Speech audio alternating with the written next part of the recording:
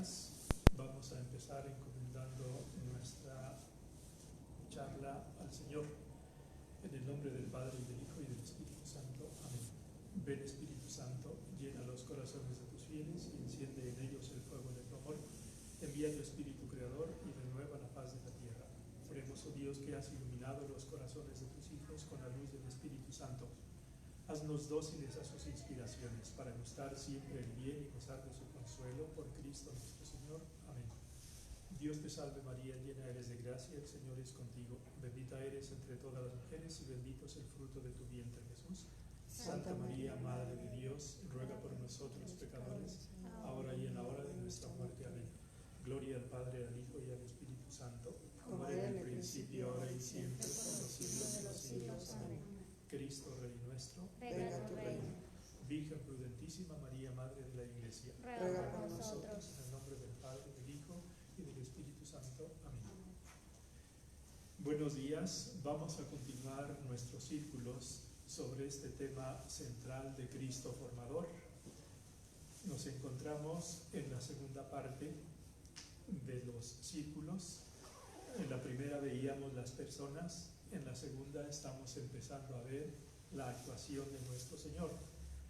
Y ahí, en la semana pasada, les hablaba sobre el ideal que Cristo nuestro Señor se propone cuando forma a sus discípulos.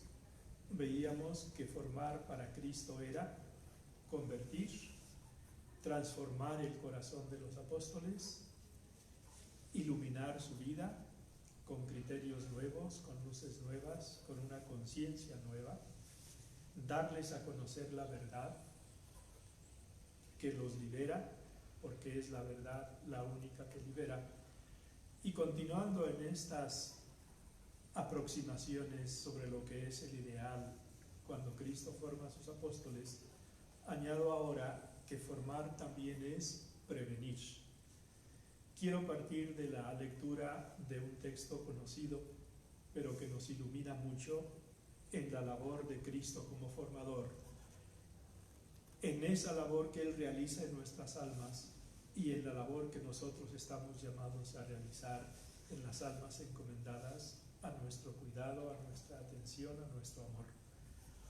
Es el capítulo 10 del Evangelio de San Lucas, a partir del versículo 1, y dice así: Después de esto designó Jesús a otros 72 y los envió de dos en dos delante de sí a toda ciudad y lugar a donde él había de venir, y les dijo: La mies es mucha y los obreros pocos.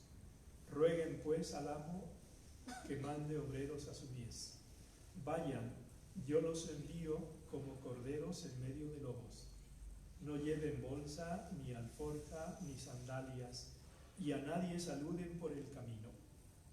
En cualquier casa en que entren, digan primero: la paz sea con esta casa. Si hubiera allí un hijo de la paz, descansará sobre él su paz. Si no, se volverá a ustedes. Permanezcan en esa casa y coman y beban todo lo que les sirvan, porque el obrero es digno de su salario. No vayan de casa en casa. En cualquier ciudad a donde entren y no los reciban, coman lo que les sea servido y curen a los enfermos que en ella haya, y díganles: el reino de Dios está cerca de ustedes. En cualquier ciudad donde entren y no los reciban, salgan a las plazas y digan: hasta el polvo de su ciudad se nos pegó a los pies, lo sacudimos sobre ustedes, pero sepan que el reino de Dios está cerca. Lo dejamos aquí. En el fondo se trata de una labor que todo buen formador debe tener presente, y es prevenir a las almas a él confiadas de los trabajos que les aguardan, de las actitudes que deben llevar, de las respuestas que deben dar en determinadas circunstancias. Y aquí lo primero que nosotros vemos en esta labor de prevenir por parte de Dios, de Jesús a los apóstoles, es que los envía de dos en dos. sabiendo que de esta forma pueden apoyarse uno al otro, sabiendo que de esta forma son más dignos de confianza, también que se pueden defender uno al otro y que se pueden ayudar. En el fondo, se trata de ver también que la labor formativa no es una labor individualista, sino es una labor en común para que los apóstoles vayan de esta forma adquiriendo confianza y adquiriendo unidad y adquiriendo madurez y experiencia de esta manera. Les dice también que tienen que ir a las ciudades y aldeas a donde después va a ir él, para que adviertan que su labor es una labor de preparación de un terreno, de preparación de un campo, de preparación de unas conciencias que puedan servir para que cuando el Señor vaya ya tenga como un primer acercamiento realizado por los mismos apóstoles.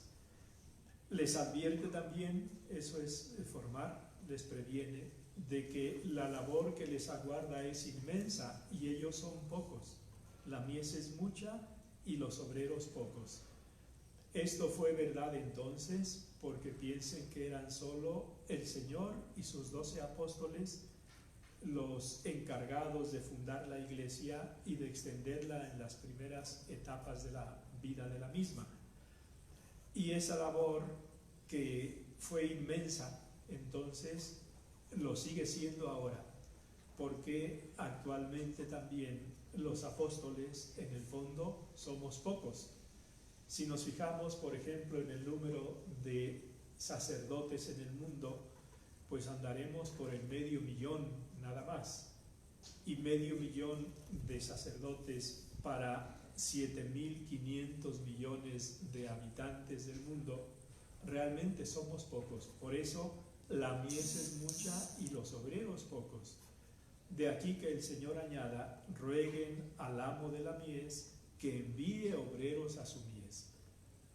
Y esto tiene sentido porque, pues primero los apóstoles rogaron al amo de la mies para que enviara obreros a su mies, y realmente el Señor estuvo enviando en la época apostólica a muchos otros hombres que se sumaron como sucesores de los apóstoles, y ahí están los obispos, y como colaboradores de los sucesores de los apóstoles, y ahí estaban los presbíteros, los actuales sacerdotes, para llevar adelante esta misión. Por eso tiene también pleno sentido que nosotros sigamos rogando al Señor de la mies que mande obreros a su mies. Más todavía, Jesús abre los ojos a sus apóstoles cuando les dice: yo los envío como corderos en medio de lobos. En el pasado, el ambiente en el que se movió el Señor no era favorable a su mensaje. De suyo, Él era un cordero en medio de los lobos que realmente fungieron así. De eso, los escribas, los fariseos y los sumos sacerdotes, o sea, las autoridades religiosas principales del pueblo de Israel, se opusieron al mensaje del Señor. Pero Él, como oveja, como cordero en medio de lobos, dio su mensaje y firmó ese mensaje con su muerte. Eso mismo ocurrió en la vida de los apóstoles después de la ascensión del Señor. También ellos, en los distintos lugares geográficos por donde se movieron, encontraron un ambiente difícil que podía ser ocasionado por los mismos judíos de la diáspora, pero también un ambiente difícil por las costumbres relajadas de la sociedad romana en la que intervinieron también, o por lo menos en la cultura romana de todo el imperio. Y eso mismo se puede encontrar en las diversas etapas históricas. Nunca ha sido fácil predicar el Evangelio. Nunca ha sido fácil moverse en el mundo con el mensaje evangélico en los labios y en el corazón. Pero lo importante es que nosotros somos el rebaño del Señor. Y como rebaño del Señor debemos tener una enorme confianza en la ayuda de su gracia, en el poder de su palabra, en la capacidad transformadora de su mensaje. Y así, aun en los ambientes más difíciles, pensemos en los regímenes comunistas del siglo pasado y en todos los mártires que ha habido, también en las guerras religiosas, pues todo ello va indicando que cuando el Señor está previniendo a los apóstoles de su vocación, que es la de ser corderos en medio de lobos, al cordero le da la fuerza, dijéramos, del león de Judá, para que pueda afrontar situaciones de dificultad. Nos añade el Señor, es de plena actualidad, dice: no lleven bolsa, ni alforja, ni sandalias. El Señor quiere que los apóstoles, sus apóstoles, formados en la escuela del mismo Señor, sean personas desprendidas y ágiles en todo lo que van haciendo, en todo lo que van diciendo. Y precisamente por eso les invita, y se lo invita no principalmente con la palabra, sino con su ejemplo, les invita, digo, a que vayan desprendidos con lo esencial. El llevar bolsa, el llevar alforja, el llevar sandalias de repuesto, pues todo eso como que quita agilidad, quita desprendimiento, quita eficacia a lo que es la labor de un verdadero apóstol. En el fondo se trata de valorar lo que es esencial en nuestra vida. Solo hay una cosa esencial y es la que eligió María, respecto a todo lo demás que puede ser útil pero no esencial. De esto el Señor mismo nos da ejemplo. San Jerónimo, queriendo resumir un poquito la actitud y el testimonio de pobreza, decía: pobre en su nacimiento, porque si nos fijamos en qué lugar nació, en una cueva, y como cuna tuvo un pesebre, realmente fue pobre. Pobre en su vida pública, porque recuerden lo que dice el Señor: no tenía dónde reclinar la cabeza. Y eso que las zorras tienen sus madrigueras y los pájaros del cielo tienen sus nidos, pero el Hijo del Hombre no tiene dónde reclinar la cabeza. Es este tipo de desprendimiento el que el Señor pide también a sus apóstoles. Y todavía paupérrimo en la cruz, porque hasta de sus vestiduras lo despojaron. Se trata de que nosotros tengamos un aprecio por lo que significa el desprendimiento evangélico que Cristo pide a sus apóstoles, que Cristo nos pide en nuestra misión de formadores, las personas sobre las que nosotros podemos tener algún influjo en su formación. Deben ver que nosotros no somos esclavos ni de modas, ni de compras, y que no tenemos adicciones de ese tipo. Para que todo lo que nosotros vayamos haciendo y vayamos diciendo tenga el peso eficaz en la vida del Señor y en la vida de los demás. Y también tenemos nosotros que formar a las demás personas para que sepan dónde están las verdaderas riquezas. La verdadera riqueza de un creyente es Dios, es su fe, es su confianza, es su amor, y todo lo que nosotros usamos en este mundo, en definitiva, son cosas que pasan, que no deben ser dueñas de nosotros mismos, sino nosotros debemos ser señores o señoras en el uso de esas cosas. Se habla después de cómo tienen que tratar a las personas a cuyas casas vayan entrando, indicando que les desean la paz del Señor, indicando también que habrá situaciones en las que esta paz sea admitida y otras veces en las que esta paz sea rechazada. Pero en el fondo se trata, por tanto, como les decía, de esta labor de la formación que nos enseña a prevenir situaciones, a prevenir circunstancias, a prevenir peligros, porque a todo esto tenemos que ir dando respuestas y respuestas evangélicas. Si queremos avanzar en este mismo ideal, ¿qué otra cosa entiende el Señor por formar? Advertimos a tono con los textos evangélicos de estos últimos días que formar es también enseñar a negociar. Recuerden lo que decía el Evangelio de la misa de hoy: inviertan mientras regreso, negocien mientras regreso. Les advierto entre bromas y veras que lo está diciendo un judío, y que lo está diciendo a judíos, y que si algo entienden los judíos a lo largo de la historia es precisamente el arte de negociar. No siempre, diría yo, con las normas éticas debidas, pero siempre con el olfato para ir detrás del dólar o detrás de las monedas y para nunca perder. Pues formar es también enseñar a negociar. Y es lo que el Señor hace, en el fondo, cuando va predicando su mensaje en el mundo que le correspondió a él evangelizar. Es lo que los apóstoles hacen cuando ya elevado el Señor al cielo y con la ayuda especial del Espíritu Santo tienen que difundir su mensaje en el Imperio Romano. Si no hubieran aprendido a negociar, no habrían extendido el mensaje. Y hay que saber que negociar no significa necesariamente, aunque tenga como base una imagen material, no significa necesariamente tratos económicos. Significa saber presentar de tal manera el mensaje que las personas que lo reciban ganen y las personas que lo anuncian ganen. Dijéramos, desde esta perspectiva es un gano-ganas.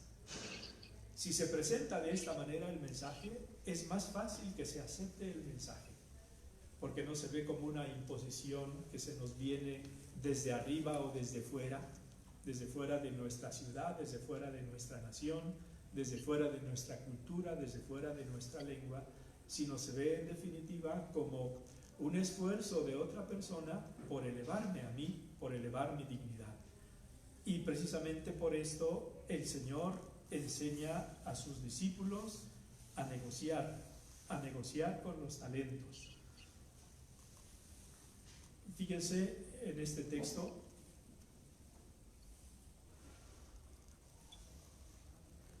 En esta ocasión, en la de negociar, el Señor muestra un mayor grado de confianza en el hombre, porque recuerdan, hay otra parábola en la que el dueño de un campo sale al inicio de la mañana, a las 6 de la mañana, y luego a las 9, y luego a las 12, luego a las 3 y luego a las 5, para contratar obreros para su viña. Es por tanto, dijéramos, una visión de una responsabilidad pequeña, porque se trata de la responsabilidad del trabajo de un día. Pero en la parábola de los talentos o de las minas, no se trata del trabajo de un día, se trata del trabajo de un tiempo largo. Por eso el Señor les muestra un mayor grado de confianza en el hombre. No lo contrata por un día, sino que le encomienda durante un tiempo largo un capital para que lo negocie. Por lo mismo, el hombre debe afrontar una nueva situación más comprometida y con un mayor espacio para el crecimiento de la propia responsabilidad. En esta ocasión, Cristo, en su proyecto de formación del discípulo, nos enseña, entre otras cosas, las siguientes. Se trata de una obligación, es negocien. Una obligación. El éxito depende del propio trabajo. Fue y negoció y consiguió con ellos y ganó otros 5 talentos. Segunda lección. Tercera lección, lo que no se negocia, se pierde. Negociaron y ganaron quien produjo de una moneda 10. Negoció y ganó quien produjo de una moneda 5. Pero el que no negoció perdió lo que tenía. Y esto es importante porque en definitiva también es un llamado de atención a nosotros a ver si estamos poniendo en juego todas las cualidades o las monedas que el Señor nos ha confiado, y para ver si en el trabajo de formación que nosotros tenemos con otras personas los enseñamos a descubrir sus monedas, haciéndoles caer en la cuenta de que trabajar esas monedas es ponerlas a producir y es tener asegurado un capital futuro de cara a las cuentas que tendremos que dar a Dios, pero que no negociar las monedas que tenemos es perderlas. Y ahí está, por ejemplo, no sé, el aprovechamiento del tiempo. Dijéramos que es la moneda más abundante que tenemos. Seguramente que en este periodo de pandemia podemos apreciar y valorar mejor lo que significa el tiempo. Lo tenemos en abundancia para tantas cosas. Y si nosotros sabemos emplear el tiempo, encontramos muchas cosas diariamente que podemos ir haciendo. Y podemos como tener la satisfacción al final de una jornada de haber aprovechado las diversas horas de ese día. También podemos tener la experiencia contraria, no hacer nada y que el día se nos haga casi como una semana o como un mes de largo. Pero en el fondo está precisamente este aspecto. Y nos da también unas consignas en este mismo tema de formar, es enseñar a negociar. Lo que cuentan aquí son los hechos, no las palabras. El primero y el segundo trabajaron, supongamos que fue 1 año o 5 años, trabajaron durante 5 años y lo único que dijeron al final: me diste una moneda, aquí tienes 10. Son las únicas palabras. Me diste una moneda, aquí tienes 5. Los demás son hechos. En cambio, el que no trabajó tiene demasiadas palabras y no tuvo ningún hecho. Quiso dar cuenta o quiso excusarse de no haber producido más con la moneda recibida.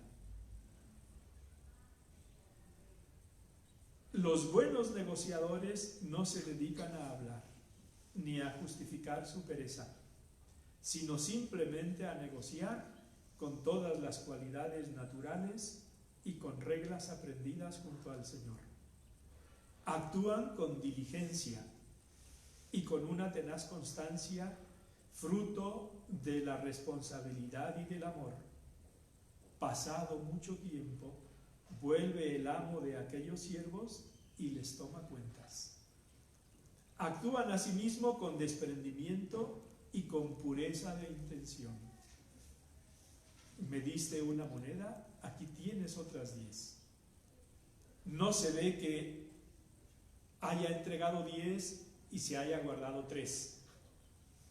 Que haya ganado 13 y esté entregando solo 10. Dijéramos con un afán de apropiación que no le convenía, que no quedaba en ese momento. Así Cristo forma en el discípulo la responsabilidad. Aquí tienes una moneda, que a ver qué haces con ella. Vas a responderme al final.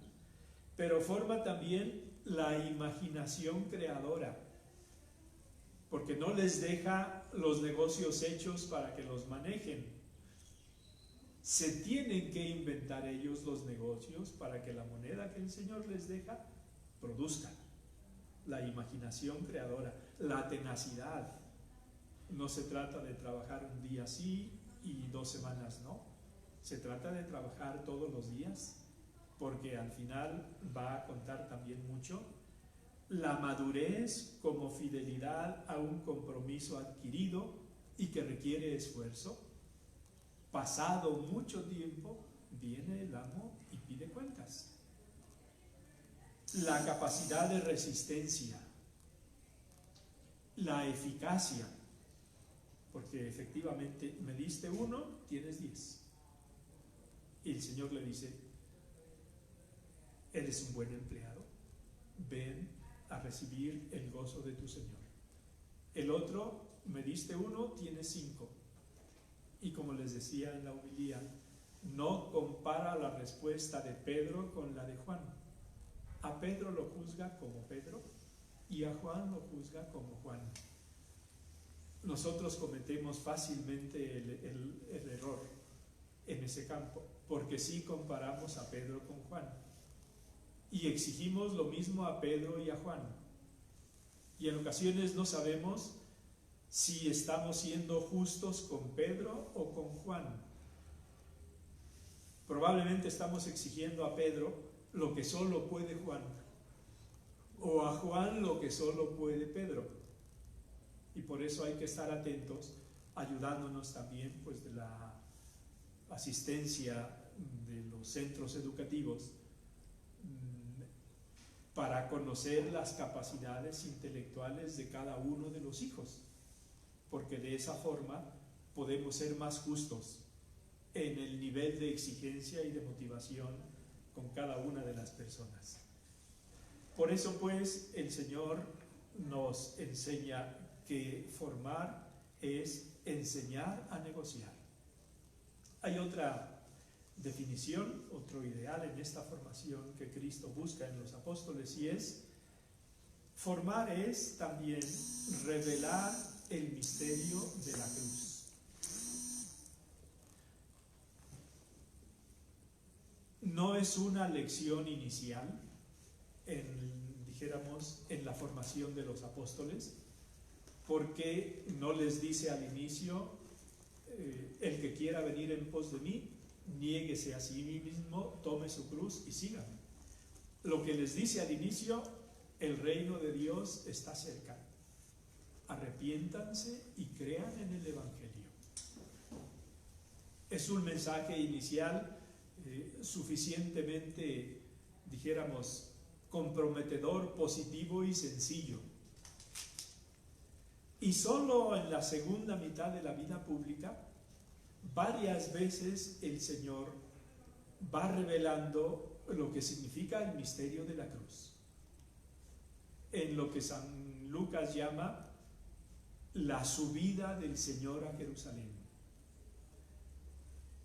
Y es en este segundo momento, digamos en la segunda mitad de la vida pública del Señor, cuando les revela varias veces este misterio, porque ya los ha capacitado en el primer periodo, en la primera mitad, para que abran sus mentes y sus corazones y sus conciencias, por ejemplo, a las bienaventuranzas, por ejemplo, al sermón de la montaña un poquito más amplio, a lo que significa el amor, a lo que significa el cuarto mandamiento, a lo que significa el respeto a la vida de los demás, etc. Y ya ha abierto también este corazón a las verdades del reino con las parábolas distintas que les ha ido también explicando. Pero el mensaje de la cruz es el más difícil, es el más duro, y de suyo los evangelistas reseñan por escrito 3 veces en las que el Señor les estuvo hablando del misterio de la cruz, diciéndoles: he aquí que subimos a Jerusalén, la subida a Jerusalén de San Lucas, donde el Hijo del Hombre va a ser entregado en manos de pecadores, y lo van a flagelar, y lo van a escupir, y lo van a coronar de espinas, y le van a dar muerte, y al tercer día resucitará. Imagínense ustedes la novedad de este mensaje en labios de nuestro Señor y lo desorientados que debieron estar los apóstoles, porque no esperaban nunca nada de este tipo, aunque ya estaba en las profecías de Isaías, el siervo de Yahvé, pero no significa que lo entendieran y lo aplicaran a la persona del Señor. Entonces, escuchar por primera vez de labios del Señor que este Dios hecho hombre, que solo había realizado el bien a los demás y que todo lo había hecho bien, iba a tener ese tipo de desenlace, dijéramos, trágico, y de un, humanamente hablando, desastre total, desorienta por completo a los apóstoles. Hasta el punto de que, dicen los evangelistas, no entendieron lo que él les hablaba y temían hacerle preguntas sobre ello. Pedro se atreve a un poquito más y le dice: Señor, esto no te va a ocurrir a ti nunca. Y el Señor, que lo acababa de elegir como su sucesor, le había dicho poco tiempo atrás: tú eres Pedro y sobre esta piedra edificaré mi iglesia. Le dice: apártate de mí, Satanás, porque no piensas como Dios, sino como los hombres. Pedro, en su buena voluntad, lo que quiere decirle al Señor es que Dios no merece ese tipo de trato y ese tipo de desenlace y ese tipo de desastre humano. Dios merece nuestro reconocimiento. Tú eres el Mesías, el Hijo de Dios vivo.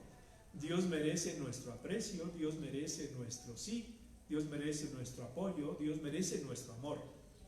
Y no merece lo que le dimos: una cruz con toda la pasión durísima que nosotros conocemos. Pero está pensando como los hombres. Aunque sea un buen hombre el que esté pensando, que quiere el bien de quien solo ha recibido el bien, sin embargo, Dios nuestro Señor tiene pensado otro desenlace para Jesús. Y precisamente por eso le dice: no estás pensando como Dios, sino como los hombres. Entonces vemos cómo el Señor está revelando muy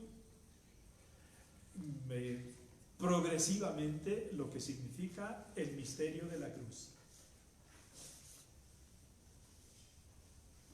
3 veces reseñan los sinópticos este mismo mensaje. En las 3 ocasiones aparece la cruz como un ideal arduo y nada conciliador con las tendencias del ser humano a lo cómodo y fácil. Pero Jesús no se desalienta ni se descorazona, y a su palabra añadirá el ejemplo de quien va delante de ellos, toma su cruz y recorre con ella el camino del Calvario. San Agustín, al comentar este pasaje, ilumina el ejemplo del Señor que nos precede con su cruz para facilitarnos este paso. Dice así: no puedes sanar si no bebes el cáliz amargo, el cáliz de las tentaciones en que abunda esta vida, el cáliz de las tribulaciones, de las angustias, de las pasiones. Y para que el enfermo no le respondiera: nosotros somos los enfermos, no puedo, no lo soporto, no lo bebo, ese cáliz amargo, lo bebió antes el médico sano, para que no dudara en beberlo el enfermo. Si alguno quiere venir en pos de mí, niéguese a sí mismo, tome su cruz y sígame. Pero tome su cruz significa: venga detrás de mí, que voy cargando una cruz. No dice el Señor: el que quiera venir, el que quiera llegar al cielo, ahí en el desván aquel hay 25,000 cruces, cada uno elija una y vaya con ella adelante. Y llegue a la meta, los espero en la puerta del cielo. Habría sido una solución, dijéramos, fácil, cómoda para Dios, según la edición que nosotros conocemos de Dios. No dijo eso, dijo: el que quiera venir en pos de mí. Por tanto, Cristo es el primero que va cargando su cruz, y que aún así va a encontrar en nosotros enormes resistencias para cargar con la propia cruz, aun viéndolo a Él cargando su cruz y aun viéndolo a Él crucificado. Pero lo importante es que Él no se descorazona por eso, no se desalienta por eso, no rebaja el nivel de exigencia para llegar al cielo, y nos da a nosotros, con su testimonio también, su gracia, para poder también nosotros llevar nuestra pequeña cruz. ¿Qué hay de amargo en tal bebida que no lo bebiera él? Si la afrenta, antes escuchó él al expulsar a los demonios, tiene un demonio. Y en nombre de Belcebú expulsa a los demonios. Por eso, para consolar a los enfermos, dice: si llamaron Belcebú al padre de familia, ¿cuánto más a los de su casa? Si son amargos los dolores, él fue atado, flagelado y crucificado. Si es amarga la muerte, también murió. Si la debilidad aborrece cierto género de muerte, nada había en aquel tiempo más ignominioso que la muerte de cruz. No en vano el apóstol, para recomendar su obediencia, añadió: se hizo obediente hasta la muerte, y una muerte de cruz. Vean, por tanto, la lección más difícil que tenemos nosotros en el Evangelio es la lección de la aceptación de la cruz, el papel de la cruz en nuestra vida. Y cada mañana que nos levantamos parece que hemos olvidado todo eso, porque de la cruz no se hace hábito. Y si de la cruz no se hace hábito, no debemos extrañarnos que cada día, cada nuevo día, las aristas de la cruz nos molesten y queramos nosotros ir quitando todo lo que son sus aristas y todo su peso, y queramos, en el fondo es eso, querer convertir la cruz en un colchón cómodo. Pero así va nuestra naturaleza humana. Nuestra tendencia a lo fácil, nuestra tendencia a lo cómodo va así.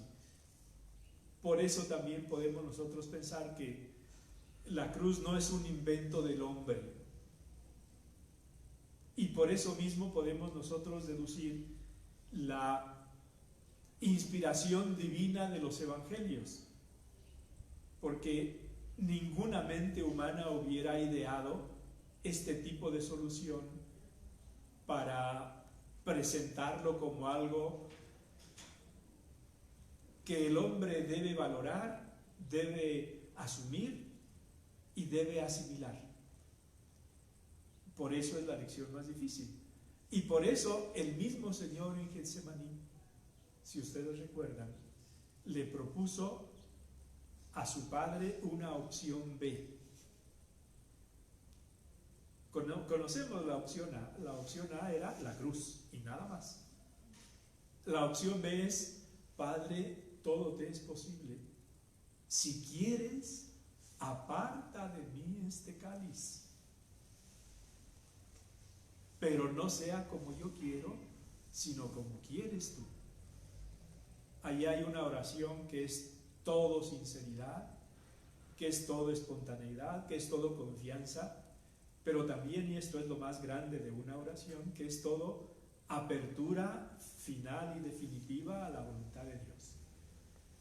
Si nada más hubiera dicho: todo te es posible, aparta de mí este cáliz, se estaría él alejando de lo que era el ideal y la hora de su vida, porque nos iba a redimir mediante la cruz.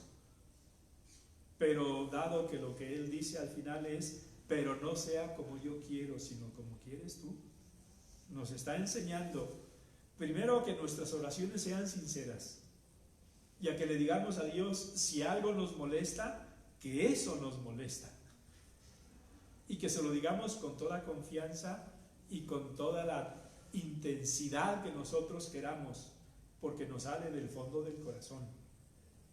Pero nos enseña todavía más, a que después de haberle dicho a Dios con toda nuestra confianza lo que nos parece, eso que estamos nosotros recibiendo de Él, sufriendo la prueba que nos está cayendo encima, digamos así, que al final le digamos: pero no sea como yo quiero, sino como quieres tú.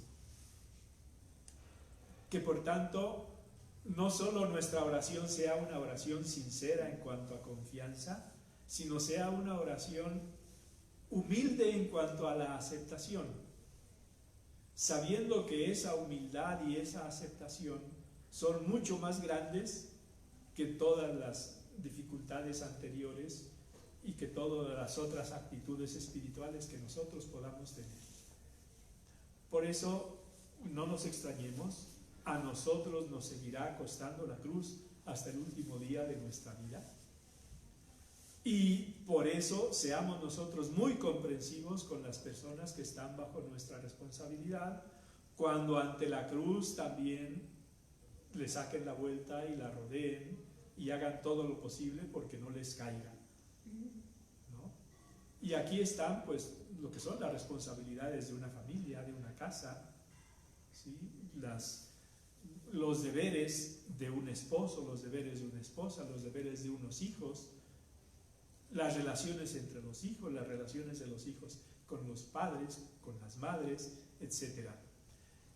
Las responsabilidades, dijéramos, sociales, la madurez, la aportación, la profesionalidad, la honestidad en la propia conducta, en lo que nosotros vamos aportando a la sociedad en la que vivimos.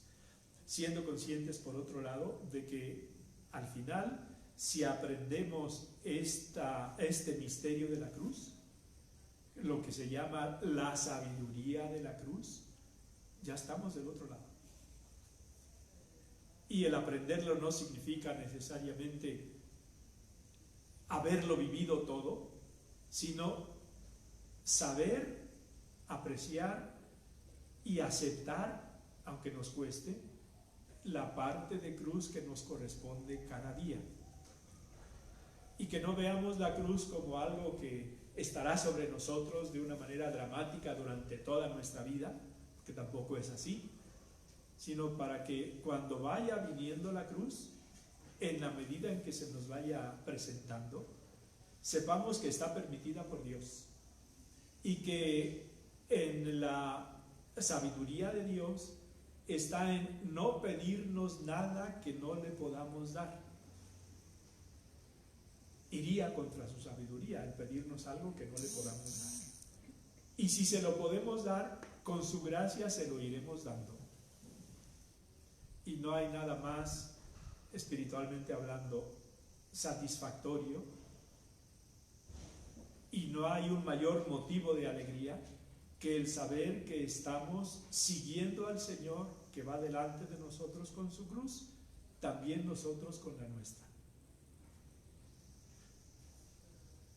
Avanzando, también hay otra definición de formación, otro de los ideales que el Señor nos propone en el Evangelio. Aunque la expresión no es del Evangelio, podemos, porque es del Cantar de los Cantares, formar es también enseñar a los apóstoles a ordenar el amor. Recuerden que el amor, bueno, Dios es amor, partimos de ahí. Y si Dios es amor y nos creó a su imagen y semejanza, más nos pareceremos a Dios cuanto más vayamos dejando que el amor de Dios penetre en nuestros corazones. Y que este amor de Dios que penetra en nuestros corazones se va manifestando en nuestra relación con Él como aceptación de su voluntad. Y se va manifestando en nuestras relaciones con los demás como servicio humilde, constante, atento, comprensivo, perdonador con todos los demás. Y es el modo como nuestro amor se va ordenando, porque no está dicho que después del pecado original nuestro amor esté ordenado. En realidad no está ordenado, hay un desorden en ese nivel de nuestra personalidad, que es el nivel más profundo y más definitivo y decisivo en las personas. Recuerden lo que dice San Pablo a este respecto. Dice: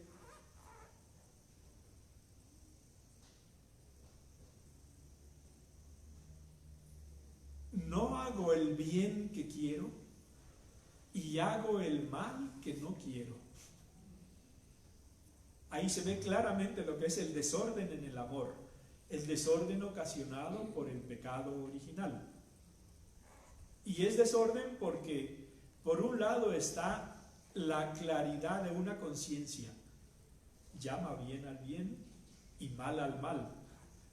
Pero por otro lado también está la incapacidad radical para hacer el bien que sé que es bien, por la dificultad misma de realizar ese bien. Y si se ve la incapacidad radical para realizar ese bien, también se ve, dijéramos, la herida profunda que nos lleva a hacer el mal que no queremos. Lo llamamos mal desde nuestra conciencia porque sabemos que es un mal y sin embargo lo hacemos, aunque teóricamente y mentalmente no lo queramos. Por eso el encontrar un orden y una armonía en este nivel es formarnos en lo más esencial. Precisamente por eso el Señor nos dice también, cuando le preguntan cuál es el mandamiento más grande de la ley, Él responde con los versículos del Deuteronomio 6:5, que todo israelita conocía, recitaba a diario e intentaba practicar en su vida.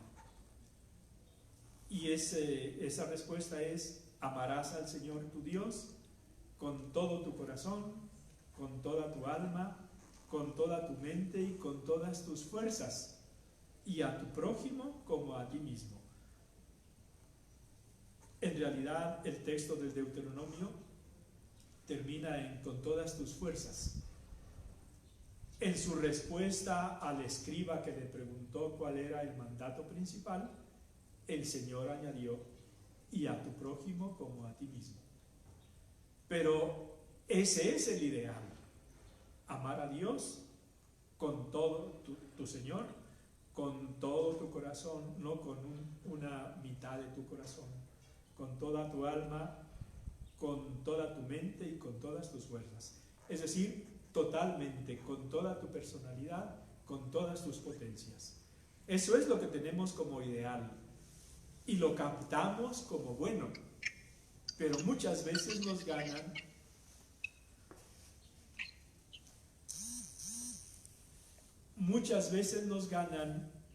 nuestras envidias, nuestros resentimientos, nuestras venganzas, nuestros odios, nuestros prejuicios, nuestros temores, y poner orden en todo este mundo afectivo, emotivo, sentimental, poner orden en nuestra mente, poner orden en nuestro corazón, es ordenar nuestro amor. Precisamente por eso les digo entonces, el Señor nos enseña a que apuntemos de una manera correcta a lo esencial. Y lo esencial es amar a Dios con todo el corazón, y eso implica ordenar nuestro amor, ordenar nuestro mundo instintivo, ordenar nuestro mundo pasional, ordenar nuestro mundo afectivo, ordenar nuestro mundo intelectual, en definitiva, ordenar toda nuestra persona. Fíjense cómo en este pasaje el Señor nos enseña muchas cosas. Nos enseña a devolver a los fariseos bien por mal. Quien le había hecho la pregunta lo había hecho para ponerlo a prueba. Y el Señor no le recrimina que quisiera hacerlo caer en una pregunta de este tipo, sino que le devuelve bien por mal. Le da más de lo que le había pedido, porque se le había preguntado cuál era el principal mandamiento. Y él respondió cuál era el principal mandamiento y cuál era el segundo. le da más de lo que le piden. Y dirige todo el esfuerzo del hombre a lo esencial, ordenar el amor.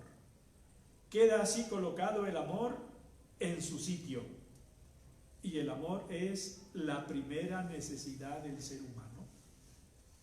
Es su mayor urgencia. De este modo pensaba San Juan Pablo II cuando al inicio de su pontificado escribía en su encíclica Programmatica Redemptor Hominis lo siguiente: el hombre no puede vivir sin amor. Él permanece para sí mismo un ser incomprensible. Su vida está privada de sentido si no se le revela el amor, si no se encuentra con el amor, si no lo experimenta y lo hace propio, si no participa en él vivamente. Por esto precisamente Cristo Redentor revela plenamente al hombre mismo. Por eso es tan importante nuestro encuentro personal con Cristo, que es el amor. Porque contemplándolo a Él se va ordenando nuestro amor. Contemplando sus sentimientos, contemplando sus criterios, contemplando sus actitudes, contemplando sus relaciones con el Padre, sus relaciones con los demás hombres, sus relaciones con los apóstoles, es como nosotros vamos reorganizando nuestra vida y nuestros valores, y en el fondo vamos así ordenando nuestro amor. Dejo aquí ya el tema y voy a responder a una pregunta de las que me han estado haciendo por WhatsApp o de alguna otra manera. La pregunta es esta: ¿en qué consiste el pecado contra el Espíritu Santo?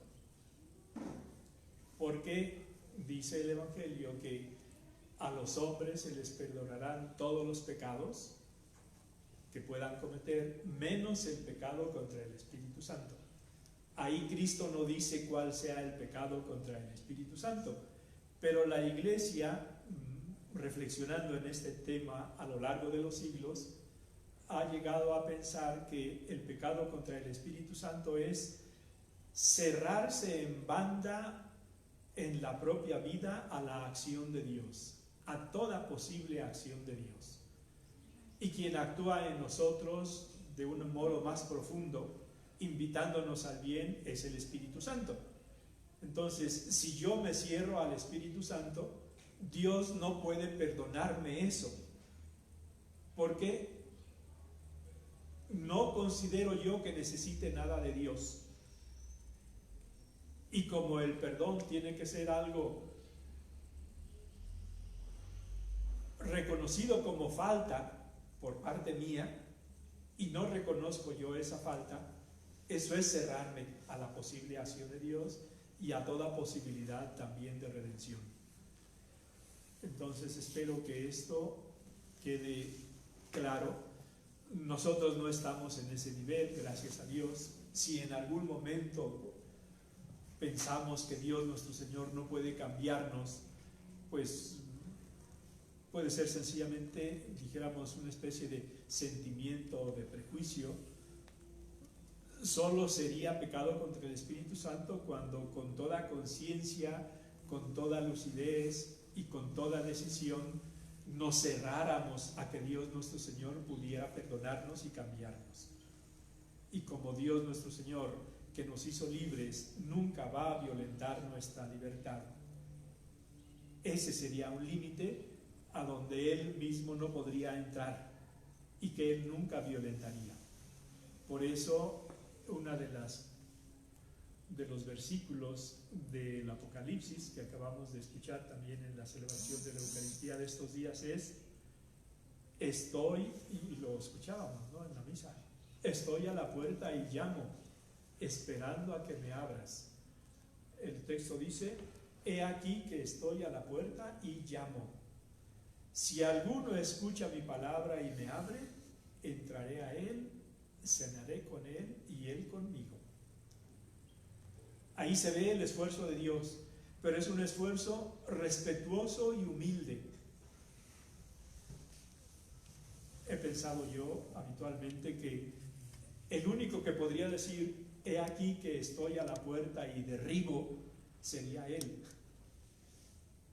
Porque es Dios. ¿Y qué es una puerta humana o la puerta de un corazón para Dios? Nada. Pero como nos hizo a su imagen y semejanza, y somos imagen y semejanza porque somos inteligentes para captar la verdad, y de una voluntad libre para aceptar el amor y para realizarlo mediante el amor, Dios respeta estas condiciones en nuestro mismo ser. Y por eso, volviendo al tema inicial, peca contra el Espíritu Santo quien se cierra a toda posibilidad de redención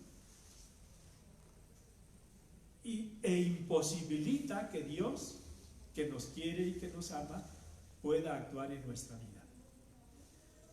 Damos gracias. Te damos gracias, Señor, por todos tus beneficios, a ti que vives y reinas por los siglos de los siglos. Amén. Cristo, Rey nuestro, venga tu reino. Virgen prudentísima María, Madre de la Iglesia, ruega por nosotros, en el nombre del Padre, del Hijo y del Espíritu Santo.